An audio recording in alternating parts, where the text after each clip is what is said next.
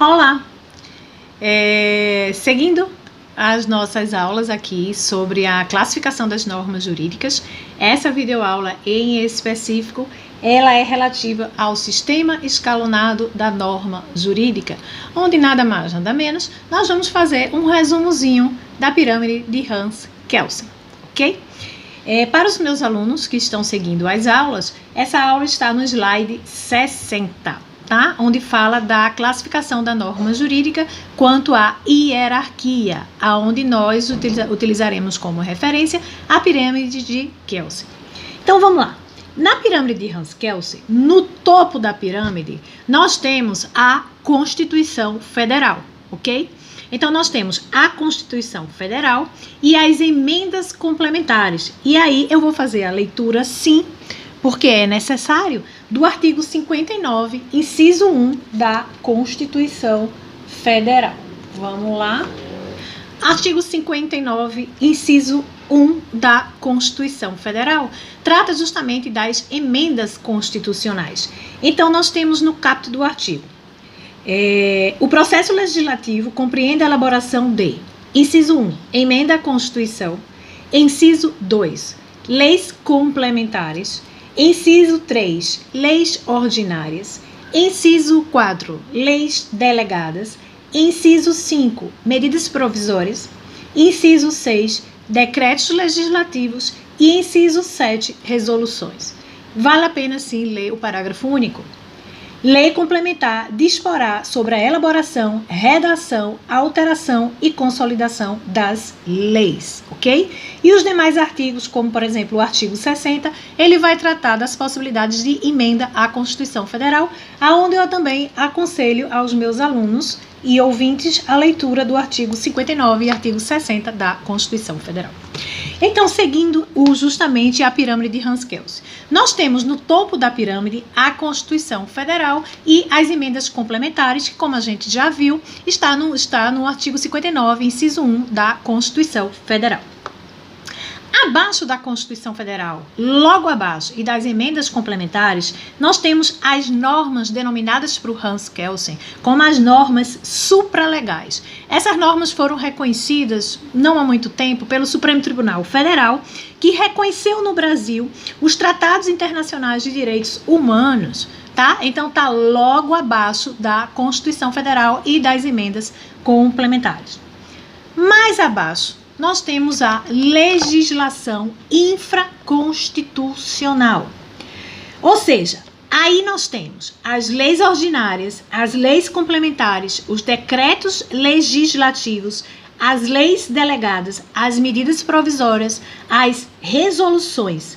E estão todas estas no artigo 59 da Constituição Federal. E é interessante que nós vamos ler. E é interessante falar para vocês que todas essas que nós citamos agora, essas leis, essa legislação infraconstitucional, elas estão todas no mesmo patamar hierárquico, ok? Então, nós vamos fazer a leitura do artigo 59 da Constituição Federal. Então, como a gente já tinha feito a leitura, o artigo 59, caput da Constituição Federal, traz justamente no inciso 1 ao inciso 7 também a legislação infraconstitucional. Então, no inciso 1, nós temos as emendas à Constituição, né? Que aí está acima, como a gente falou, junto com a Constituição Federal. Logo abaixo, nós temos as normas supralegais, que foi reconhecida pelo Supremo Tribunal Federal, que no caso são os tratados internacionais de direitos humanos. E abaixo temos a legislação infraconstitucional, aonde nós temos, no inciso 3, as leis ordinárias, no inciso 4, as leis delegadas, inciso 5, as medidas provisórias, inciso 6, os decretos legislativos e inciso 7, as resoluções. E como nós já falamos aqui para vocês, todas estão no mesmo patamar hierárquico. Seguindo a pirâmide, indo para a base da pirâmide, nós temos, abaixo da legislação infraconstitucional, nós temos os regulamentos administrativos, ou seja, são os atos normativos expedidos pelo Poder Executivo, né? Que são aqueles atos que eles vêm regulamentar a lei. E o que é interessante é que dentro desses regulamentos administrativos também existe uma mini hierarquia entre eles. Então, são atos normativos expedidos pelo Poder Executivo, os decretos, as resoluções e as portarias. E aí, seguindo a hierarquia, nós temos que o decreto está hierarquicamente acima das resoluções e as resoluções estão hierarquicamente acima das portarias. Abaixo e no topo, ou seja, no topo não, desculpa, na base da pirâmide, nós temos justamente as normas individuais, que foram classificadas assim por Hans Kelsen, que aí ele cita como exemplo o contrato e a sentença. Ou seja, são normas que vinculam ao sujeito ou ao processo. Por exemplo, o contrato vincula os sujeitos e a sentença vincula justamente ao processo, tá? Então, assim, o que é interessante, além de todo o escalonamento da pirâmide de Hans Kelsen, 2 pontos é interessante que a gente traga aqui. O primeiro ponto é que quando a gente fala do escalonamento, ou seja, dessa característica, dessa classificação hierárquica da norma jurídica, a gente está dizendo o seguinte, que uma norma inferior, ela encontra o seu pressuposto de validade numa norma superior.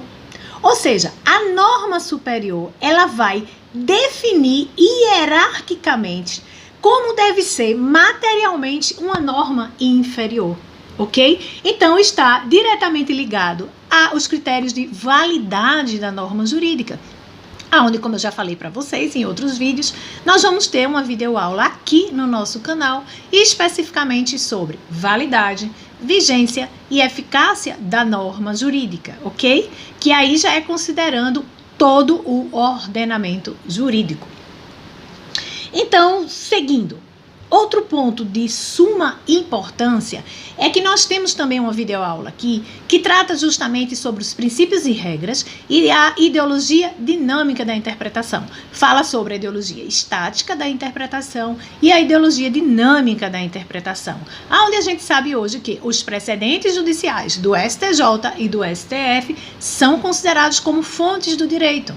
Então, quando a gente pega a pirâmide de Hans Kelsen, né, que é uma pirâmide baseada no positivismo tradicional, nós não podemos deixar de citar os precedentes judiciais. Ou seja, nós temos que considerar que o Poder Judiciário reconstrói o direito, criando a norma jurídica. Nós já vimos aqui, quando nós estudamos a ideologia dinâmica da interpretação, que a norma jurídica é o gênero e nós temos 2 espécies, os princípios e as regras.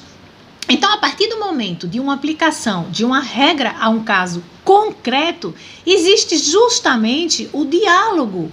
O direito abre a porta para o diálogo com a moral, com a justiça, através de quem? Através dos princípios. Então, com isso, nós temos a ideologia dinâmica da interpretação, onde o Poder Judiciário, a partir da aplicação de uma regra a um caso concreto, ele reconstrói o direito, né? Fazendo surgir os precedentes judiciais do STJ e do STF, onde esses precedentes judiciais, eles tornam-se a segurança jurídica desse todo o processo de interpretação, da ideologia dinâmica da interpretação.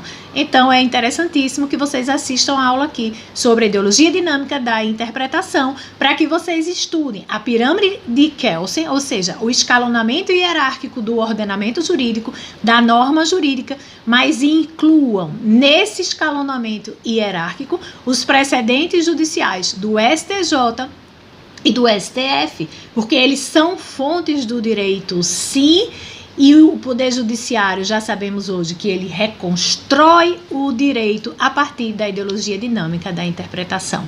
Então, gente, com isso, nós concluímos justamente a classificação quanto à hierarquia da norma jurídica, fazendo um breve resumo sobre a pirâmide de Hans Kelsen e a ideologia dinâmica da interpretação, trazendo justamente os precedentes judiciais. E aí, concluímos mais uma videoaula com a classificação da norma jurídica quanto à hierarquia. Então, quem gostou, deixa o like, compartilha esse vídeo, o que desde já eu agradeço, se inscreve no canal, ativa as notificações e vamos embora aprender direito?